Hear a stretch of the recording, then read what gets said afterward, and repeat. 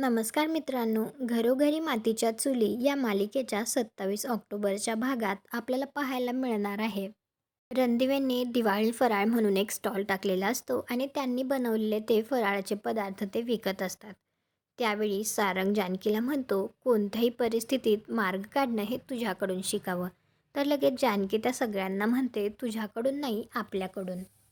आणि त्या सगळ्यांची एकी असते. इकडे ऐश्वर्याला तर जास्तच राग आलेला असतो. ती त्यांना म्हणजेच रणदिवेंना सुखात बघूच शकत नसते. तर ती 2 माणसांना म्हणजेच 2 गुंड असतात आणि ते आता ऐश्वर्याला विचारतात, "ताईसाहेब काय करायचंय?" तर ऐश्वर्या म्हणते, "तिचं दुकान तोडून मोडून टाका."